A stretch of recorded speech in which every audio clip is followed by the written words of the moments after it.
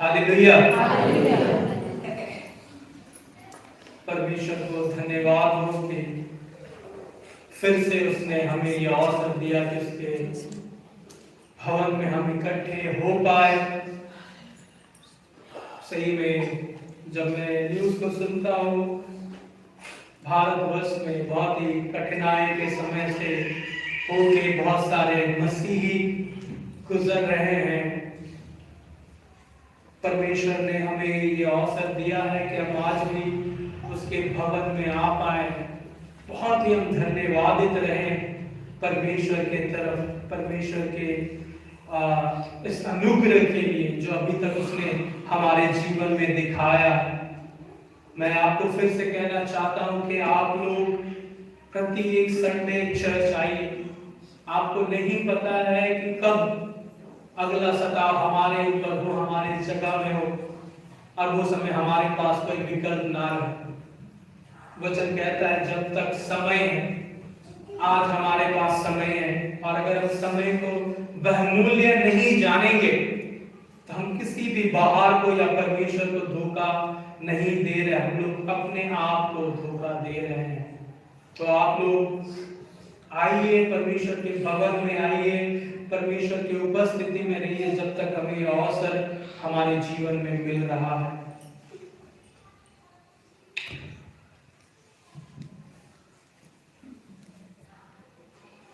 परमेश्वर के वचन से कुछ समय हम लोग मनन करेंगे। हमारे पास में बाइबल है, हम लोग मत्ती रचित सुसमाचार को निकालेंगे।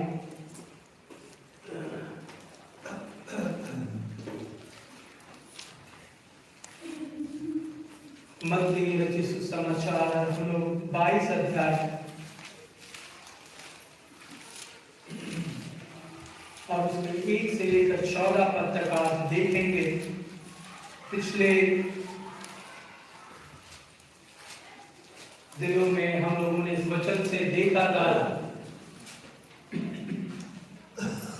कुछ बातों को, परमेश्वर के वचन से हम लोगों ने सीखा। ये बहुत ही एक इम्पोर्टेंट, बहुत ही महत्वपूर्ण ये दृष्टांत है जो यीशु मसीह के द्वारा उसके लोगों को बताया गया है, उनके लोगों को सुनाया गया है। फिर से हम लोग इसके दूसरे भाग को देखेंगे।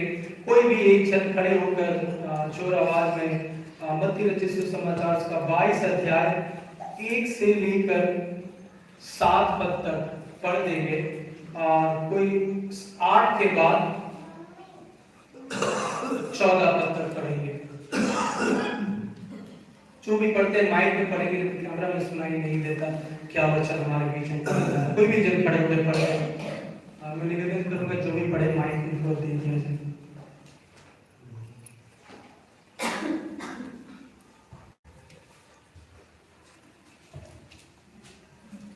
इस पर यीशु फिर उनसे दृष्टांतों में कहने लगा, स्वर्ग राज्य उस राजा के समान है जिसने अपने पुत्र का ब्याह किया, और उसने अपने दासों को भेजा कि न्योताहारियों को ब्याह के भोज में बुलाए, परंतु उन्होंने आना ना चाहा। फिर उसने और दासों को यह कहकर भेजा कि न्योताहारियों से कहो, देखो मैं भोज तैयार कर चुका हूँ, और मेरे बैल और पाले हुए पशु मारे गए हैं, और सब कुछ तैयार है, ब्याह के भोज में आओ।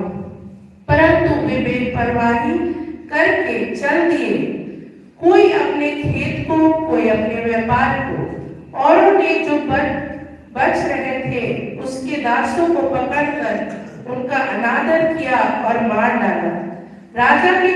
राजा ने क्रोध किया और अपनी सेना भेजकर उन हथियारों को नाश किया और उनके नगरों को फूंक दिया। बहुत बहुत धन्यवाद। पिछले समय में हम लोगों ने इस वचन से सुना था कि किस रीति से परमेश्वर एक अवसर को देता अपने लोगों को इस न्योता के द्वारा। और हम लोगों ने कुछ बात को सीखा कि किस रीति से परमेश्वर का हृदय है कि उसके लोग उसके साथ एक संगति में पाए जाए। लेकिन जब यीशु मसीह इस घटने को बता रहा है, इस दृष्टांत को बता रहा है, सुनने वाले लोग जानते हैं कि यीशु मसीह क्या बात कर रहा है, क्योंकि ये पहला भाग यहूदियों के लिए। किनके लिए? यहूदियों के लिए, क्योंकि वो परमेश्वर के द्वारा चुने हुए लोग थे, परमेश्वर के द्वारा चुने हुए लोग थे, बचाए हुए लोग थे। और परमेश्वर ने कह रहा है कि जब हम परमेश्वर के बातों को सुनकर अनसुना करते हैं, जब परमेश्वर का बात हमारे लिए मायने नहीं रखता है, तो चाहे भी अगर हम पहले बुलाए हुए हो, तब भी हम परमेश्वर की उपस्थिति से निकाले जा सकते हैं। हालेलुया। बहुत बार जब हम यीशु मसीह के पीछे चलते हैं, बहुत बार जब हम यीशु मसीह को अपना उद्धारकर्ता करके मानते हैं, उसकी अगुवाई में चलते हैं, धीरे धीरे कर एक फेमिलियरिटी आ जाता है। ऐसा हो जाता है कि अब परमेश्वर हमारे लिए कोई बहुत बड़ा कुछ नहीं है, एक आम इंसान है या एक आम व्यक्ति है, जैसे हम दूसरों के साथ हम जिस तरह से बर्ताव करते हैं, या बहुत बार हम लोगों के सामने अच्छा बर्ताव करते हैं, अब परमेश्वर के सामने अच्छा बर्ताव नहीं करते। मैं उदाहरण देना नहीं चाहता, लेकिन मैं फिर से आप लोगों को उदाहरण दूंगा। जब हमें लोग टाइम देते हैं, तो हम लोग कोशिश करते हैं कि हम लोग एकदम शांत हो जाए। जब लोग टाइम देते तो हम लोग क्या करते हैं? हम लोग एकदम टाइम से जाते हैं, हम लोग एकदम टाइम से जाते हैं। या जब हमारा अगर कोई जॉब हो, तो हम लोग कोशिश करते हैं कि हम लोग एकदम टाइम से जाएंगे। लेकिन जब परमेश्वर में फ्रीडम देता है, और क्या देता है? हर फ्रीडम के साथ एक चुनाव आता है। परमेश्वर ने वो आदम के वाटिका से उस पेड़ को नहीं हटाया, आदम और हवा को क्या दिया? चुनाव दिया। जब हमारे पास चुनाव रहता है, तो बहुत बार हम सोचते हैं कि हाँ ठीक है, लेट से भी जाने से चलेगा। लेकिन परमेश्वर की उपस्थिति में हम आ रहे हैं, ये बात हमें समझने की जरूरत है। हम मुंह से राजा बोल सकते हैं, उसे मुंह से प्रभु बोल सकते हैं। हम लोग बड़े, हर एक चीज हम लोग किसके द्वारा बनाए गए? परमेश्वर के द्वारा बनाए गए हैं और परमेश्वर के लिए बनाए गए हैं। We are made by him and for him. हम लोग उसके लिए बनाए गए, उसके द्वारा बनाए गए, लेकिन उसी के समय हम लोग चूक जाते हैं। इसलिए नहीं कह रहा हूं आप लोगों को कि आप लोगों को मैं नीचा दिखा, लेकिन हम लोग सीखने आए हैं। बहुत जरूरी है कि हम लोग परमेश्वर के भवन में उसके टाइम का आदर करें। सीखना है हमें। अगर हम यहाँ नहीं सीखेंगे तो हम कहीं भी अब नहीं सीख सकते। ये सबसे इंपॉर्टेंट जगह होना चाहिए। हमारे ऑफिस से ज्यादा इंपॉर्टेंट ये परमेश्वर का भवन होना चाहिए। और या तो हम अपने मुंह से नहीं बोले या अंगीकार नहीं करें कि परमेश्वर हमारे लिए पहला स्थान है, क्योंकि पहला स्थान हमेशा सबसे ऊंचा रहता है। और ये व्यक्ति, क्योंकि परमेश्वर के करीब ये लोग पाए जा रहे हैं, अब परमेश्वर से इतना ये लोग घुल मिल गए हैं कि राजा जो इन्हें बुला रहा है, अब इसे कोई महत्व नहीं, ये लोग जाना भी पसंद नहीं कर रहे। क्या जाएंगे? वही एक ही बात सुनाई देगा, वही एक ही राजा, हम नहीं जाएंगे, हमारा बहुत सारा काम है। लेकिन उन्हें नहीं पता कि अगर हम उससे अलग होंगे तो नाश छोड़कर हमारा कुछ भी नहीं है, दूसरा कुछ भी अंत हमारा नहीं है। और वो राजा अपने सैनिकों को भेजता है और वो जाकर वहां पर क्या करते हैं? पूरे उस जगह का नाश कर देते हैं। लेकिन यीशु मसीह का कहानी, यीशु मसीह का दृष्टांत वहीं रुकता है, फिर वो एक अलग मोड़ लेता है। और यीशु मसीह फिर से एक बहुत ही अलग बात कर रहे हैं, जो यहूदी लोग सुन रहे हैं लेकिन समझ नहीं पा रहे कि यीशु मसीह क्या बातें कर रहा है। और यहां पर लिखा है, 8 पद से पढ़ेंगे, कोई भी एक जन खड़े होकर से पढ़े, कोई भी और एक जन पढ़ेगा। तब उसने अपने दासों से कहा, विवाह का भोज तो तैयार है, विवाह का भोज तो तैयार है, परंतु निमंत्रित लोग योग्य नहीं ठहरे, इसलिए चौराहों पर जाओ और जितने लोग तुम्हें मिले सबको विवाह के भोज में बुला लाओ। अतः उन दासों ने सड़कों पर जाकर क्या बुरे क्या भले जितने मिले सबको इकट्ठा किया और विवाह का घर अतिथियों से भर गया। जब राजा अतिथियों को देखने भीतर आया तो उसने वहां एक मनुष्य को देखा जो विवाह का वस्त्र नहीं पहने था। उसने उससे पूछा, हे मित्र, तू विवाह का वस्त्र पहने बिना यहाँ क्यों आ गया? उसका मुंह बंद हो गया। तब राजा ने सेवकों से कहा, इसके हाथ पांव बांधकर उसे बाहर अंधियारे में डाल दो, वहां रोना और दांत पीसना होगा, क्योंकि बुलाए हुए तो बहुत हैं परंतु चुने हुए थोड़े हैं। बहुत बहुत धन्यवाद। आइए लोग प्रार्थना करेंगे। प्रभु यीशु मसीह, धन्यवाद देते हैं आपके इस जीवित वचन के लिए पिता, जो हमारे बीच में पढ़ा गया है। होने पाए एक बात जो हमारे बीच में आप रखना चाहते हैं, हम सिर्फ सुनने वाले नहीं, उसमें चलने वाले होने पाए। हमारे जीवनों में पिता अद्भुत फल आने पाए आपका जीवित वचन परमेश्वर, ये हम आपसे मांगते हैं। हम धन्यवाद देते हैं पिता फिर से आपकी उपस्थिति के लिए, आपके अनुग्रह और अगुवाई के लिए। एक एक बातों को आपके पवित्र हाथों में सौंपते प्रार्थना यीशु मसीह के नाम से मांगते पिता, आप सुनिए, दया से ग्रहण कीजिए। हालेलुया। विवाह एक आनंद का समय होता है और उससे भी आनंद का समय होता है जब खाने का समय होता है और खाना तैयार है, लेकिन जिन्हें बुलाया गया वो लोग इंटरेस्टेड नहीं है, वो लोग आना नहीं चाहते क्योंकि वे अब सांसारिक चीजों में भटक चुके हैं। या तो हम संसार के हो सकते या तो परमेश्वर के हो सकते, दोनों एक साथ कभी नहीं हो सकता। और ये झुंड संसार के पीछे चल चुके हैं। ये राजा अपने दासों को बुलाता है और कहता है कि जाओ, रास्ते में जाओ और जो तुम्हें मिले उन्हें क्या करना, उसे उठाना। और ये जगह, ये बैंक्वेट जो तैयार है, यहां पर तो लोगों से भर दो। जब मैं इस वचन को पढ़ रहा था, मैं एक दृश्य को इमेजिन करने का सोचा। जब लोग रास्ते में निकलते, अगर आप लोग रास्ते में निकल जाइएगा और विशेषकर ये शाम के समय, रात के समय, तो आपको रास्तों में कौन कौन लोग मिलेंगे? या तो रास्ते में जो सो रहे हैं वे लोग हम लोगों को मिलेंगे, जो मांग कर अपने जीवन को चलाते हैं वो लोग मिलेंगे, और कुछ अच्छे लोग भी मिलेंगे जो रास्ते में इधर-उधर जा रहे हैं।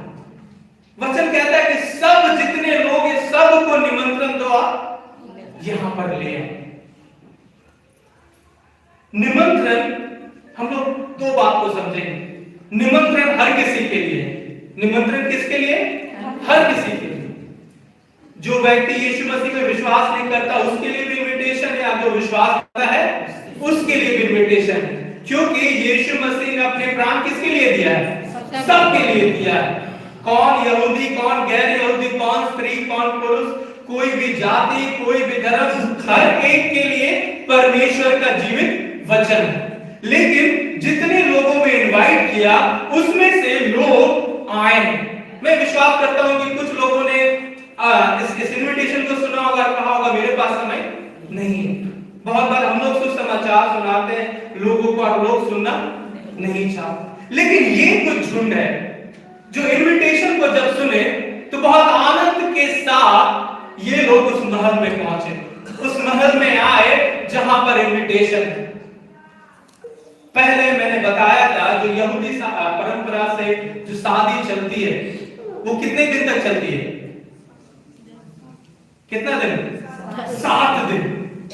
7 दिन कैसे ये लोग अरेंजमेंट करता मुझे नहीं पता। इसीलिए मरियम इतने चिंतित थी जब दाखरस क्या आ गया, घट गया, कि बाप रे बाप, अगर 3 दिन बचा होगा तो 3 दिन उसे सुनते रहना पड़ेगा कि दाखरस घट चुका है। 7 दिन लगातार ऐसे चलते रहता है बैंक्वेट, 7 दिन। और जब ये लोग, जब भीड़ उस बैंक्वेट में आए, उस इनविटेशन के जगह में आए, पढ़ेगा वहां पर क्या लिखा है। 10 पद को फिर से खड़े होकर पढ़ेगा, क्या लिखा है। अतः उन दासों ने सड़कों पर जाकर क्या बुरे क्या भले कितने मिले सबको इकट्ठा किया। क्या बुरे क्या भले सबको इकट्ठा किया, सबको इकट्ठा किया, और विवाह का घर अतिथियों से भर गया। विवाह का घर अतिथियों से भर गए। मैं आपको आगे से जान मैं आपको ये बात बताना चाहता हूँ कि यहाँ पर क्या लिखा, क्या बुरे और क्या भले। यहाँ बुरे और भले मॉरल कैरेक्टर के बारे नहीं है। कोई अच्छा व्यक्ति बुरा है क्या भला है उससे नहीं, बुरा और भला यहाँ पर बताया गया है। यहाँ पर कुछ ऐसे लोग हैं जो अच्छे वस्त्र पहन के आए हैं, और कुछ ऐसे लोग हैं जो रास्ते के किनारे सो के होंगे, या वैसे ही पड़े होंगे, या नग्न अवस्था में पड़े होंगे, जैसे भी पड़े होंगे। इन दासों ने रास्ता में जिसे देखा सबको इनविटेशन दिया, निमंत्रण दिया, और वो व्यक्ति को उठा कर लाया, चाहे वो बुरे अवस्था में थे, चाहे वो गंदे थे, चाहे वो जैसे थे, सबको उठा के लाया और उस बैंक्वेट में, उस जगह में क्या किया, भर दिया। परमेश्वर का सुसमाचार ऐसा ही है ना, जब हम अपने जीवन, अपने परिवार को देखते हैं, उसके सुसमाचार में देखा कि हम बुरे या भले हैं। आत्मिक रीति से हम जैसे थे उसका सुसमाचार वैसे पहुंचा।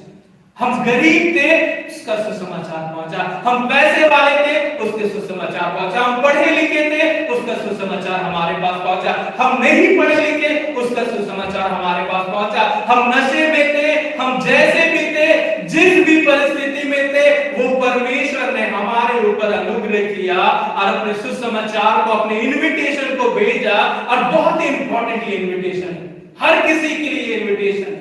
अगर आप लोग यहाँ पर बैठे तो जानते हैं क्यों? क्योंकि आप लोगों ने इनविटेशन को क्या किया, एक्सेप्ट किया। आपने वो निमंत्रण को अपने जीवन में ग्रहण किया, इसीलिए आप लोग आज यहाँ पर बैठे। और कैसे भी लोग थे, हर एक व्यक्ति से ये खचाखच भरा पड़ा है। जिस बैंक्वेट को यहूदियों के लिए रखा गया था, अब वो हर किसी के लिए खुल गया है। बहुत सारे लोग भर चुके हैं, लेकिन 11 पद में लिखा है, पढ़ेगा क्या लिखा है।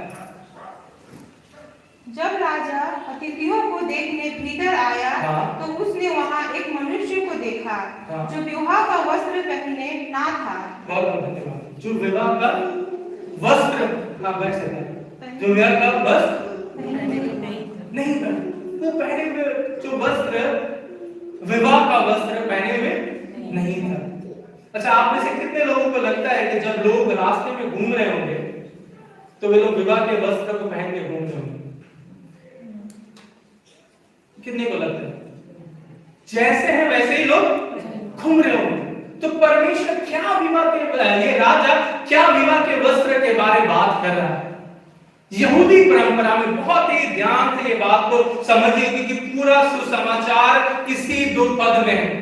यहूदी परंपरा में नियम ये था, जब राजा किसी को इनविटेशन देता था तो सबसे पहला ये भाग था कि कोई भी उसके शादी में, जब उसके बेटे के शादी में एंटर करेगा तो उन्हें विवाह का वस्त्र दिया जाएगा। क्या दिया जाएगा?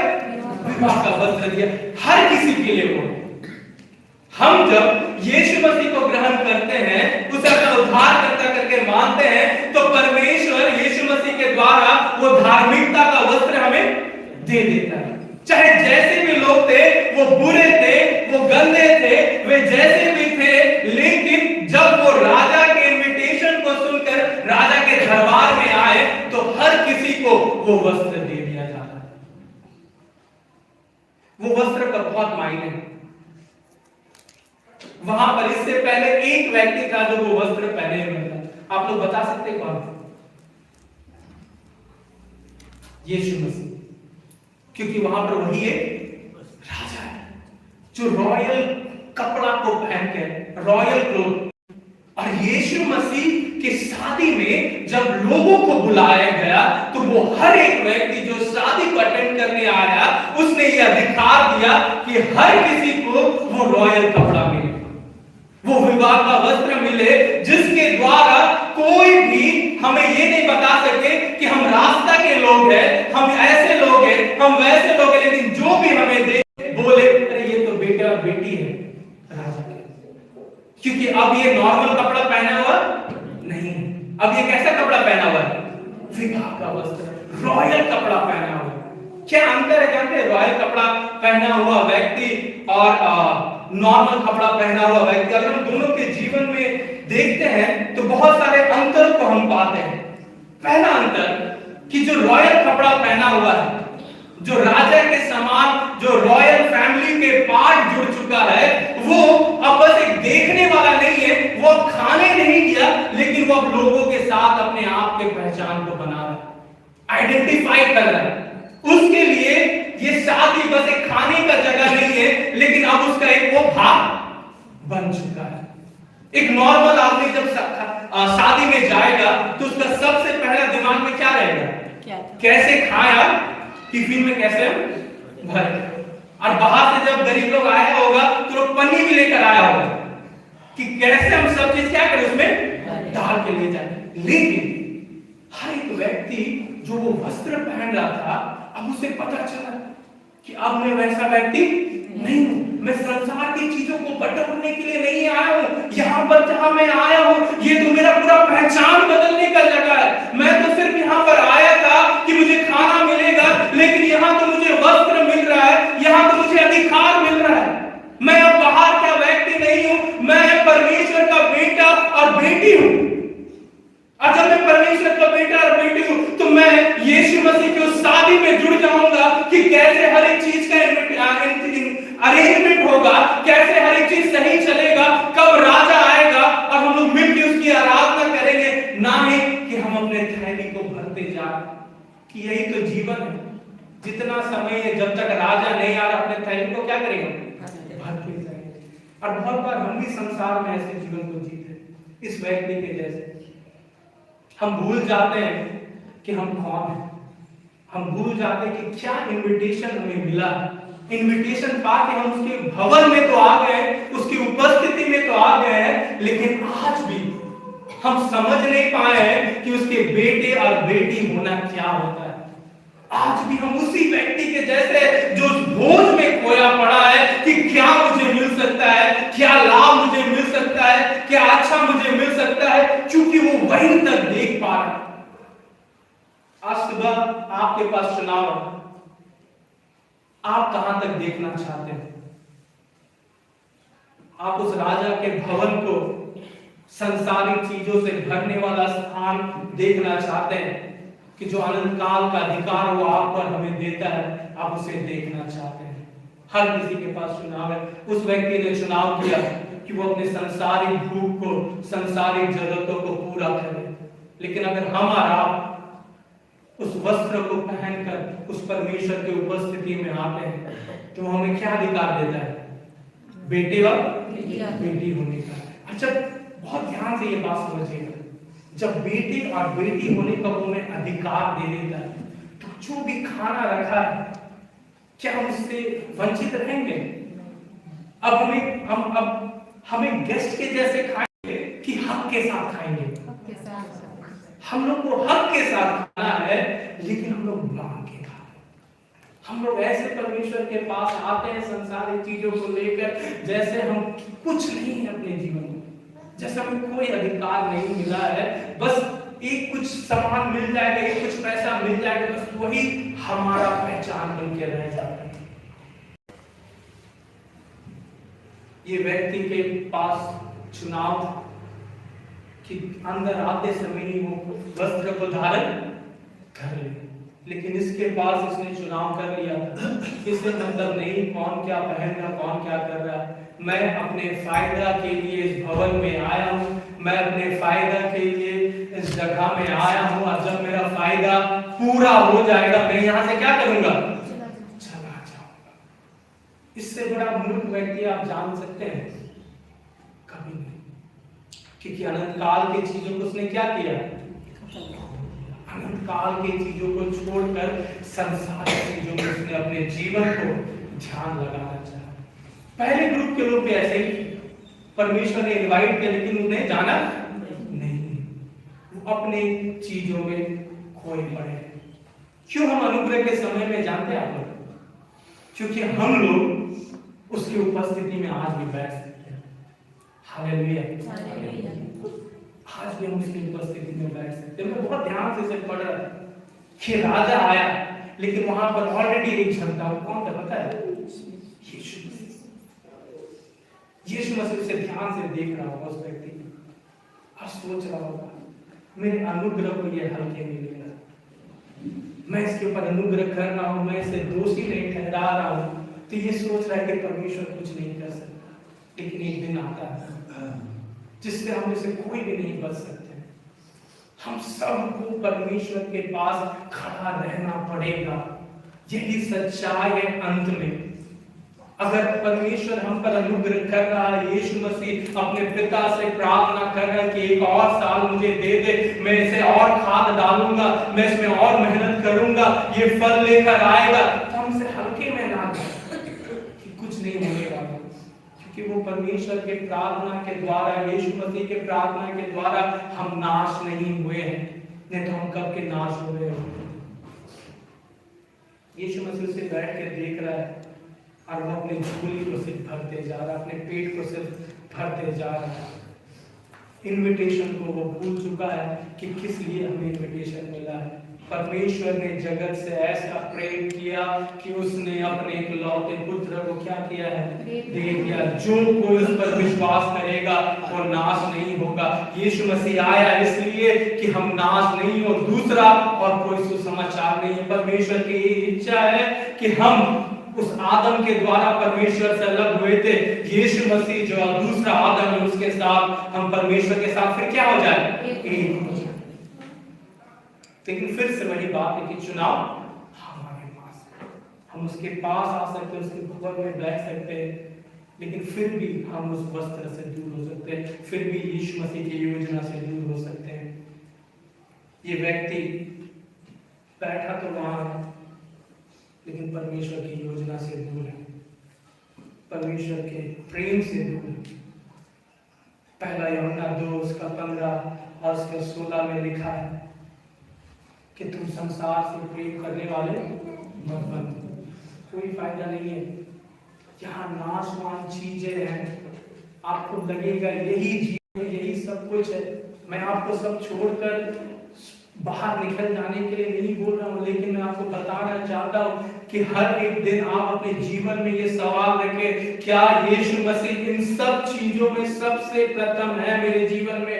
क्या मेरे जीवन में मेरे परिवार से पहले मेरा यीशु मसीह है? क्या मेरे जॉब से पहले यीशु मसीह सबसे प्रथम है? क्या मेरे बच्चों से पहले यीशु मसीह मेरे लिए सबसे इंपॉर्टेंट है? अगर ये सब सवाल का हम जवाब दे सकते बहुत अच्छा बात है, अगर नहीं देते तो अपने जीवन को हमें जांचने की जरूरत है, क्योंकि हम उस परमेश्वर से ऊपर अपने जीवन में कुछ भी नहीं रख सकते, चाहे आप जितना भी प्यार करते हैं, क्योंकि वो परमेश्वर सबसे उत्तम और सबसे प्रथम स्थान हमारे जीवन में होना चाहिए। दूसरा और कोई स्थान नहीं उस परमेश्वर के लिए, दूसरा और कोई स्थान नहीं है जीवित परमेश्वर के लिए। जब राजा वहां पर आया, वहां पर लिखा कि उसने एक क्या लिखा, पढ़िएगा फिर से वहां पर। उसने उनसे पूछा, हे मित्र, तू विवाह का वस्त्र पहने बिना यहाँ क्यों आ गया? उसका मुंह बंद हो गया। तब जब राजा अतिथियों को देखने भीतर आया तो उसने वहां एक मनुष्य को देखा जो विवाह का वस्त्र नहीं पहने था। उसने उनसे पूछा, हे मित्र, विवाह का वस्त्र पहने बिना यहाँ क्यों आ गया? उसका मुंह बंद हो गया। तब राजा ने सेवकों से कहा, इसके हाथ पांव बंधाकर उसे बाहर अंधेरे में डाल दो, वहां रोना और दांत पीसना होगा। बहुत धन्यवाद। हम लोग एक वचन को पढ़ेंगे, यशायाह नबी की पुस्तक को निकालेंगे।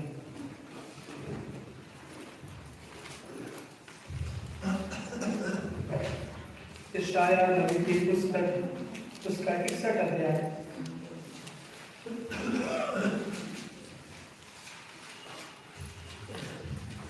यशायाह नबी की पुस्तक उसका 61 अध्याय और उसका 10 पद को कोई देख नहीं पाए।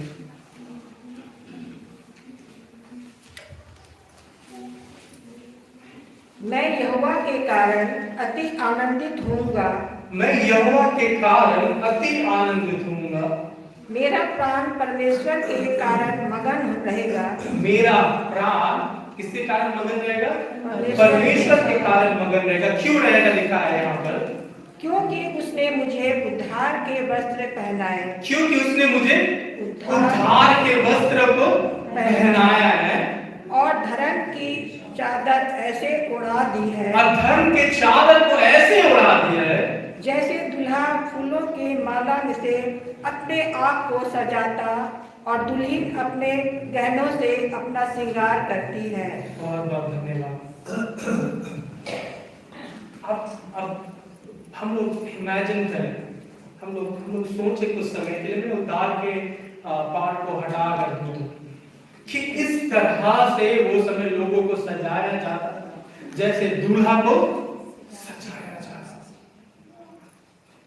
आप परमेश्वर के हृदय को जब समझने लगेंगे, परमेश्वर के प्रेम को आप अपने प्रति समझने लगेंगे, आप कभी भी उसके लिए कुछ करने से पीछे नहीं हटेंगे, क्योंकि वो यीशु मसीह में और हम में कोई भी अंतर नहीं दिखता, कुछ भी नहीं दिखता।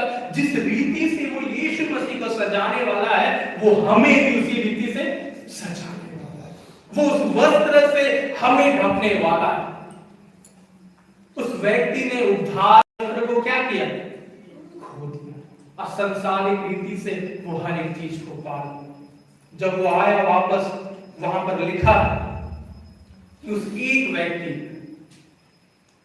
मेरा परमेश्वर भीड़ वाला परमेश्वर नहीं है, वो एक एक जन को नाम से जानने वाला परमेश्वर, वो एक एक जन के ऊपर ध्यान देने वाला परमेश्वर है। आप भले यहाँ पर बैठकर सोच रहे हो कि मेरे पर कौन ध्यान देगा, वो एक एक जन के ऊपर ध्यान देने वाला परमेश्वर, वो एक एक जन की सूद भी लेने वाला परमेश्वर, वो इस एक व्यक्ति की तरफ ध्यान देता है।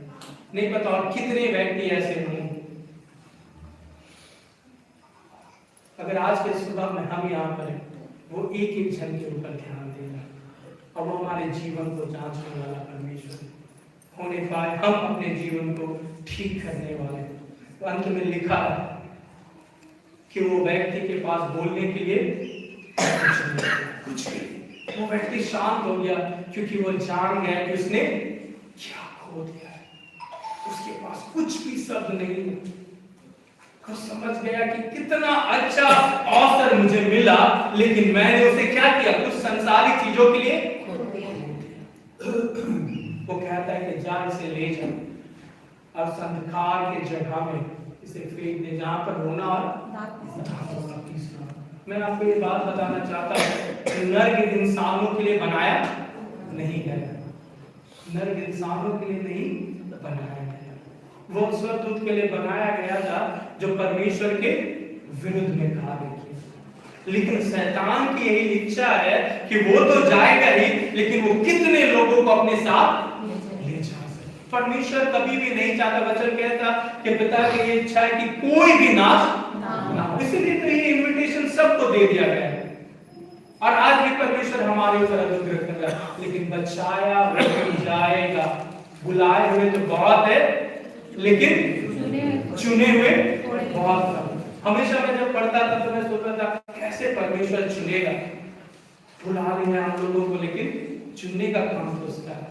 लेकिन जब उसके वचन को पढ़ता तो मैं जान पाता हूँ कि सबको उसने बुलाया है और सबको उसने अवसर दिया है, लेकिन हमारा जीवन, हमारा चुनाव डिपेंड करेगा कि वो हमें चुनेगा कि नहीं। अगर वो व्यक्ति उस वस्त्र को पहन लिया होता तो क्या परमेश्वर ने उसे नहीं चुना होता?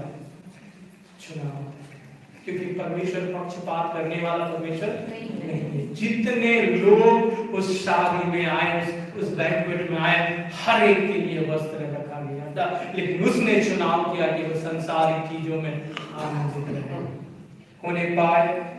हमारा आज के सुबह में जब यहाँ पर इकट्ठे हुए, हम अपने आप से सवाल पूछे कि हम किस चीज का चुनाव कर रहे हैं। हम परमेश्वर का चुनाव कर रहे हैं, हम उसके राज्य के चुनाव कर रहे हैं, हम उसके बेटे और बेटी होने का चुनाव कर रहे हैं कि हम और संसार के सदस्य बनते जा रहे हैं। वचन कहता है कि तुम संसार के सदस्य, क्योंकि अगर हम संसार के सदस्य बन रहे हैं तो हम इस यीशु मसीह के सदस्य कभी भी नहीं बन सकते।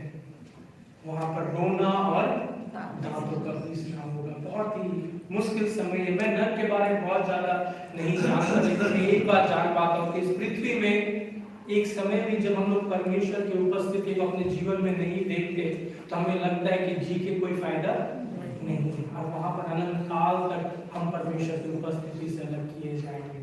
उन्हें बहुत ही ध्यान के साथ आत्मिक रीति से पवित्र आत्मा के अगुवाई में हम परमेश्वर के चुनाव करने वाले। शैतान हमें मूर्ख बनाने वाला ना हो कि हम इस इन्विटेशन में आके, परमेश्वर के भवन में आके परमेश्वर की योजना से वंचित रह जाए। परमेश्वर इस वचन के द्वारा हम सबों को बहुत अच्छे आशीष